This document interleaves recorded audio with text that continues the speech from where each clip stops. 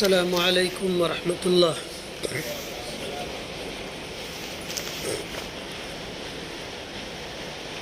حاضرین جمعہ،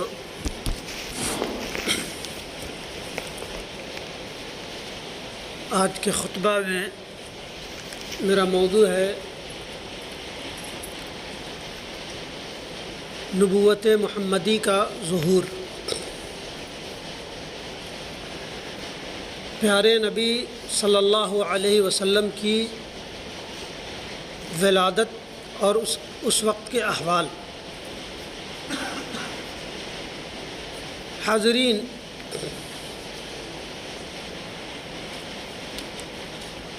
بلا شبہ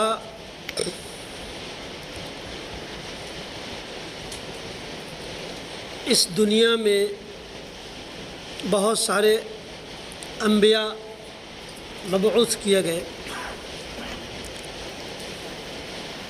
سبوں کا بنیادی مقصد، بیسک تعلیم یہی تھا کہ لوگوں کی بندگی سے نکال کر اللہ کی بندگی پر لگا دیا جائے،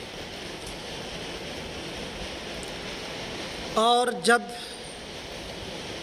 اللہ کی بندگی ہوگی، لوگوں کی بندگی سے نکل کر اللہ ہی کو سپریم پاور مان لیا جائے گا، اور اسی کے تئیں ہر طرح کی جواب دہی ہوگی کہ ہے کوئی آنکھ جو دیکھ رہا ہے کوئی معبود جس کے پاس ہمیں جانا ہے اور اپنے زندگی کا حساب و کتاب دینا ہے۔ اور تمام انبیاء کا مقصد یہی تھا، وَلَقَدْ بَعَثْنَا فِي كُلِّ أُمَّةٍ رَسُولًا أَنِ اعْبُدُوا اللَّهَ وَاجْتَنِبُوا الطَّاغُوتَ، کہ ہم نے ہر قوم میں ایک نبی بھیجا، ایک پیغمبر مبعوث کیا، تاکہ لوگوں کو طاغوت کی بندگی سے نکال کر اللہ کی بندگی کے لائق بنایا جائے۔ بیسک مقصد یہی تھا۔ حاضرین، کم و بیش 1,24,000 انبیاء اس دنیا میں آئے، جس میں 25-30 کا نام قرآن مجید اور احادیث نبویہ میں ہے، اور لاکھوں 1,00,000 کچھ ہزار جو انبیاء تھے وہ مبہم ہیں، ہمیں نہیں معلوم کون تھے، کیسے تھے، کہاں تھے، کس خطے میں پیغمبر کا نزول ہوا، کیا ہندوستان میں پیغمبر آئے یا نہیں آئے، یا امریکہ کی دھرتی پر یا لگزمبرگ کی دھرتی پر یا آسٹریلیا، وہاں آئے نہیں آئے، اور تھے تو کس شکل میں تھے۔ اللہ تبارک و تعالیٰ نے اِنَّا نَحْنُ نَزَّلْنَا الذِّكْرَ وَإِنَّا لَهُ لَحَافِظُونَ، کہ ہم نے قرآن کو نزول کیا اور اس کی حفاظت کی ذمہ داری ہماری ہے۔ اسی طرح تاریخ اور سنن کی بھی بات ہے کہ تمام انبیاء آئے، لیکن اس کی حفاظت کی ذمہ داری نہیں تھی۔ اللہ تبارک و تعالیٰ نے چند انبیاء اور بالخصوص پیغمبر اسلام صلی اللہ علیہ وسلم کی تاریخ زندگی کی حفاظت کی ذمہ داری لی۔ حاضرین، نبی رحمت صلی اللہ علیہ وسلم جب اس دنیا میں آئے تو پہلے کے مذہبی کتابوں میں یہ بات مسلم طور پہ ذکر تھا کہ کوئی نبی آنے والا ہے، اور اس خطے میں جہاں انبیاء آیا کرتے تھے، بالخصوص یہ چاروں کتاب تورات، زبور، انجیل، اور بعد میں قرآن اس میں ذکر تھا کہ بس خاتم الانبیاء آنے والے ہیں، اور تمام مذہبی کتب میں یہ ہے کہ کوئی پیغمبر احمد یا محمد نام کا آئے گا، اور اسی کی اطاعت میں ہماری اور آپ سب کا نجات ہے۔ چنانچہ تمام اقوام اس بات کے منتظر تھے کہ کوئی نبی آنے والا ہے۔ کوئی کہتا بس یہ بھی ذکر ہے کہ جب نبی کا ظہور ہو جائے تو بلا قیل و قال اس کی اطاعت کر لی جائے۔ چنانچہ ہر شخص یہ چاہتا تھا، ہر خاندان، ہر قبیلہ یہ چاہتا تھا کہ میرے خاندان میں نبی کا وہ ہو۔ نبی رحمت صلی اللہ علیہ وسلم حضرت ابراہیم اور اسماعیل کے خانوادے سے جنم ہوئے، اور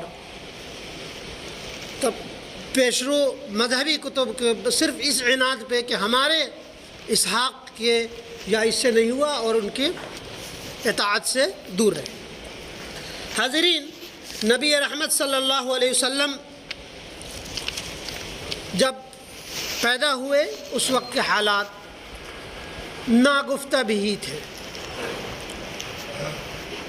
مذاہب تو تھے لیکن بازیچہ اطفال تھے، ہر شخص مذہب کے نام پہ کھیل کرتا تھا۔ کوئی کلچر، کوئی سماجی انصاف یا کوئی نظم نہیں تھا، بد نظمی تھی، شرارت اور بدماشی تھی۔ بادشاہوں کو ہی معبود بنا لیا گیا تھا، اور اس کے کارندے لوگوں کو بادشاہ کی بندگی کی طرف لگانے کے لیے ایجنٹ چھوڑے رکھے تھے، اور انہی کو اپنا معبود تصور کرانے میں لگے ہوئے تھے۔ نبی رحمت صلی اللہ علیہ وسلم کی بعثت ہوئی تو اس وقت کوئی بھی اخلاقی جو خوبیاں ہو سکتی تھی وہ ناپید ہو چکی تھی۔ پہلے اخلاقی ہو رہے ہوں، انبیاء ابراہیم آئے، موسیٰ اور عیسیٰ آئے، اور یونس و شعیب آئے، تو سبوں نے اپنی بساط کے مطابق کوشش کی، کچھ اخلاقی تقاضے، اخلاقی قدریں بحال ہوئیں۔ جب نبی اکرم صلی اللہ علیہ وسلم کی بعثت ہوئی اس وقت کوئی بھی اخلاقی اور جو ایک بہترین نمونہ تھا وہ موجود نہیں تھا۔ ہر شخص اپنے آپ میں معبود بنا بیٹھا تھا، بادشاہ ان کے معبود تھے، اور کوئی نظم نہیں تھا۔ ہر شخص کا اپنا ذہنی اپج تھا، وہی قانون تھا۔ عوام اپنے حکمراں پہ تھوڑا بھی یقین نہیں رکھتے تھے ان کی کرتوتوں کی بنیاد پر، وہ اس لیے کہ ان پہ بیش بہا ٹیکسز لگا رکھا تھا، جو ان کی کمر ٹوٹی ہوئی تھی۔ انصاف کا یہ حال تھا کہ سیل نامی مورخ لکھتا ہے کہ یہ اشیاء جو خریدے جاتے تھے، بیچے جاتے ہیں، اسی طرح کا معاملہ تھا کہ جو جتنا قیمت لگا دے وہ انصاف کو خرید لے چلا جائے۔ عورتوں کا جو احوال تھے وہ یہ سب کو معلوم ہے کہ رومی شہزادہ بہرام نے اپنی ماں کے ساتھ شادی رچا رکھی تھی، اور ایرانی شہزادہ جرب نے اپنی بیٹی کو زوجیت میں لے رکھا تھا۔ انسانوں کا یا مفلوج و مقہور لوگوں کا یہ حال تھا کہ سردی کے زمانے میں تازہ دم غلاموں کے صبح اور شام پیر چاک کیے جاتے تھے، اور ان کے پیٹ میں اپنا ہاتھ اور پاؤں رکھتے تاکہ انہیں فطری گرمی ملتی رہے۔ یہ احوال تھے اس وقت کے جب نبی رحمت صلی اللہ علیہ وسلم کا وجود ہوا۔ عورتوں کا یہ حال تھا کہ جس گھر میں بیٹیاں پیدا ہوتی لوگ سر چھپاتے پھرتے، حتیٰ کہ یہ ہوا کہ وَإِذَا الْمَوْءُودَةُ سُئِلَتْ بِأَيِّ ذَنبٍ قُتِلَتْ، کہ انہیں زندہ درگور کر دیا کرتے تھے۔ اللہ تبارک و تعالیٰ فرماتا، جب اللہ تبارک و تعالیٰ زندہ درگور کی ہوئی لڑکیوں سے پوچھے گا کہ تمہیں کس جرم میں قتل کیا گیا، زندہ درگور کیا گیا۔ عورتوں کے حقوق کا تو یہ حال تھا کہ جب وہ مرتی تو اپنا پیارا ملک ہندوستان میں ستی کا ماحول تھا بہت زیادہ۔ یہ تھے کہ جب کسی کا شوہر مرتا تو اس کے چیتا کے ساتھ جلا دی جاتی تھی، کیونکہ حقوق کی بات تو دور کی بات، 1950 کے بعد کچھ حقوق ویمنس کے بھی تعین کیے گئے جو آج تھوڑا بہت رائج ہے۔ نبی رحمت صلی اللہ علیہ وسلم نے 1400 سال پہلے عورت کو ایک بنیادی حقوق عطا کیے اور کہا کہ ویسی ہی حق مردوں کا ہے جیسے عورتوں کا ہے۔ شوہر مر جاتا یا اور ممالک میں تو یہ تھا کہ اس کی کوئی اخلاقی ماں ہو، بہن ہو یا کوئی بھی ہو، اس کی کوئی اخلاقی قدریں نہیں تھی۔ وراثت تو دور کی بات، خود وراثت میں تقسیم کر دی جاتی تھی۔ اگر کوئی خوبصورت عورت ہوتی تو وہ کسی اور کی زوجیت میں چلی جاتی، کوئی اخلاقی قدریں نہیں تھی۔ بہرحال نبی رحمت انصاف کا بھی وہ ہو گیا، اور حکمرانی کا جو اصول تھا کہ عوام کی کمر ٹوٹی ہوئی تھی، اس قدر یہ ٹیکس وہ ٹیکس کے عوام اپنے حکمراں سے نالا ہو گئے تھے۔ اس وقت نبی رحمت صلی اللہ علیہ وسلم کا ظہور ہوا۔ قرآن کی زبانی اللہ تبارک و تعالیٰ نے فرمایا لقد من اللہ علی المؤمنین اذ بعث فیہم رسولا من انفسہم یتلو علیہم آیاتہ ویزکیہم ویعلمہم الکتاب والحکمہ۔ بے شک مسلمانوں پر اللہ تعالیٰ کا بڑا احسان ہے، مسلمانوں پر اللہ تبارک و تعالیٰ کا بڑا احسان ہے۔ نبی رحمت صلی اللہ علیہ وسلم صرف مسلمانوں کے نبی نہیں، یہ اپنی جگہ وما ارسلناک الا رحمۃ للعالمین، کہ نبی رحمت تمام دنیا کے لیے رحمت بنا کر بھیجے گئے، لیکن جو مانے گا اسی کے لیے نا۔ اس لیے مسلمانوں پر یہ احسان کہ انہیں میں سے ایک رسول بھیجا کہ انہیں اس کی آیتیں پڑھ کر سنائیں اور انہیں پاک کرتا رہے اور اس کتاب اور حکمت سکھاتا رہے۔ یقیناً یہ سب کھلی ہوئی نشانی میں تھے، کھلی ہوئی نشانی تھی اور لوگ گمراہی میں اٹے پڑے تھے۔ تو نبی رحمت صلی اللہ علیہ وسلم جب آئے، ان کی زندگی 13 سالہ زندگی، مکی زندگی جو کٹھن تھی، نبی رحمت صلی اللہ علیہ وسلم کا قول ہے کہ تمام انبیاء کی پریشانیاں، تمام انبیاء کا دکھ اور درد ایک پلڑے میں رکھ دی جائے، اور میرا دکھ، میرا درد، میری آزمائشیں صرف طائف کے شام کی وہ بھیانک شام ایک پلڑے میں رکھ دی جائے تو میرا آزمائش اور میرے دکھ اور درد کا پلڑا بھاری ہو جائے گا۔ نبی رحمت صلی اللہ علیہ وسلم نے اس قدر کفار و مشرکین سے لڑ کر حکمت و دانائی سے ایک گوہر نایاب کو لے کر کے آئے اور تزکیہ اور حکمت کی باتیں سکھائی کہ لوگ جوق در جوق اس دین میں داخل ہوتے گئے، اور دیکھتے ہی دیکھتے تمام دنیا میں اس مذہب کا بول بالا ہوا۔ حاضرین، نبی رحمت صلی اللہ علیہ وسلم کے دعوت کا جو مقصد تھا، جو طریقہ کار تھا، وہ یک طرفہ تھا۔ کسی شخص کے سلوک کی پرواہ کیے بغیر، کون میرے ساتھ کیسا سلوک کرتا ہے، کون مجھے کتنا عزت دیتا ہے، کون مجھے کتنا ذلیل کرتا ہے، اس کی پرواہ کیے بغیر ایک داعی کی حیثیت سے اس کے دکھ اور درد کو جھیلتے ہوئے نبی رحمت صلی اللہ علیہ وسلم نے اپنی دعوت کو، دین کو لوگوں تک پہنچایا۔ کسی کے دشمنی کی پرواہ کیے بغیر، کوئی جانی دشمن کی پرواہ کیے بغیر اسے دین کی دعوت دیتے رہے اور کما حق کامیاب ہوئے۔ نبی رحمت صلی اللہ علیہ وسلم کے دعوت کا اسلوب اور تزکیہ اور تربیت کا یہ اصول تھا کہ حضرت عمر رضی اللہ عنہ کے تعلق سے اس وقت کے کفار مشرکین اور یہود استہزاءً یہ کہتے تھے کہ اے حضرت عمر، اے عمر، تو وہی عمر ہے نا کہ تیرے غسیلے پن کی وجہ سے، تو میرے ترشروئی کی وجہ سے تیرے والدین تجھے بکریوں اور اونٹوں کے ریور چڑھانے کے لیے نہیں دیتے تھے کہ شام کو ان کی ٹانگیں ٹوٹی ہوئی نہ ملے، اور آج تم قوموں کی رہنمائی کر رہے ہو، استہزاء کر رہے نبی رحمت صلی اللہ علیہ وسلم کے تزکیہ کا وہ نتیجہ تھا۔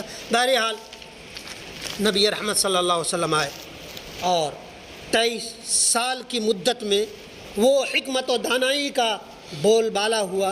ان کا طریقہ کار کیا تھا؟ نبی رحمت صلی اللہ علیہ وسلم کو اگر کوئی شخص حکمراں یا رہنما کے اعتبار سے دیکھے تو نبی رحمت صلی اللہ علیہ وسلم کو رہنمائی کے لیے چن سکتا ہے۔ کوئی حکمراں کی حیثیت سے چنا چاہے تو وہ اس حیثیت سے بھی چن سکتا ہے کہ نبی رحمت صلی اللہ علیہ وسلم نے کس طرح سلاطین اور بادشاہوں کو خطوط دیے، بھیجے اور معاہدات کیے۔ نبی رحمت صلی اللہ علیہ وسلم کو ایک خطیب کی حیثیت سے بھی دیکھا جا سکتا ہے۔ نبی رحمت صلی اللہ علیہ وسلم نے کس طرح مٹھاس کے ساتھ واعظ و نصیحت کا وہ کیا۔ اگر نبی رحمت صلی اللہ علیہ وسلم کو باپ کی حیثیت سے دیکھا جائے تو حضرت فاطمہ کی باپ محمد کو دیکھا جائے۔ اگر کسی کو شوہر کی حیثیت سے دیکھا جائے تو تمام ازواج مطہرات کے بیانات کہ نبی رحمت صلی اللہ علیہ وسلم ایک مثالی شوہر تھے۔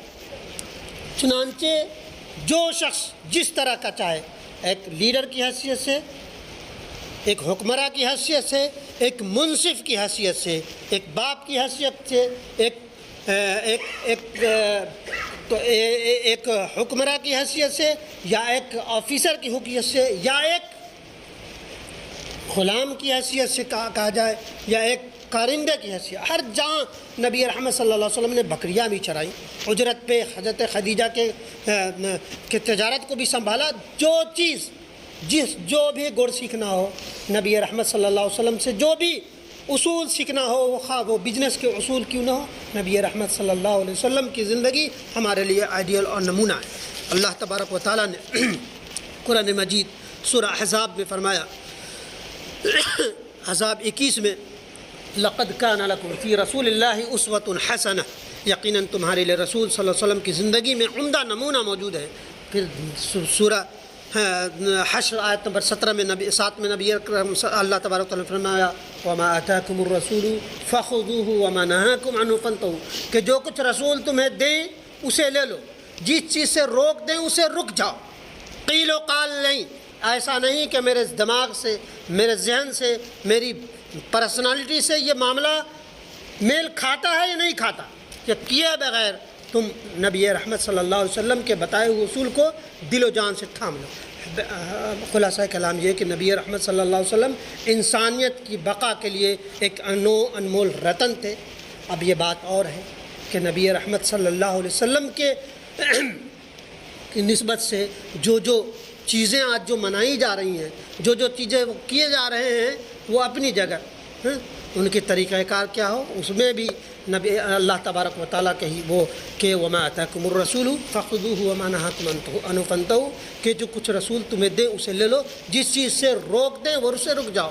تماشا بازی اور جو چیزیں وہ ہے، اس سب کو نبی رحمت صلی اللہ علیہ وسلم کے بتائے ہوئے اصول اور قرآن سے ٹیلی کرو۔ اگر جڑتا ہے تو ٹھیک ہے، ورنہ اسے چھوڑ دو، اس چھوڑنے میں ہی تمہاری نجات ہے۔ بہرحال اور دوسرے موضوعات پر نبی رحمت صلی اللہ علیہ وسلم کے سلسلے میں اگلے خطبات میں گفتگو کی جائے گی۔ اللہ تبارک و تعالیٰ ہمیں اور آپ سب کو نبی رحمت صلی اللہ علیہ وسلم کی زندگی سے سیکھ لینے والا بنائے اور نمونہ کے طور پر ہمیں ان کی زندگی کو اپنانے والا بنائے۔ آمین یا رب العالمین۔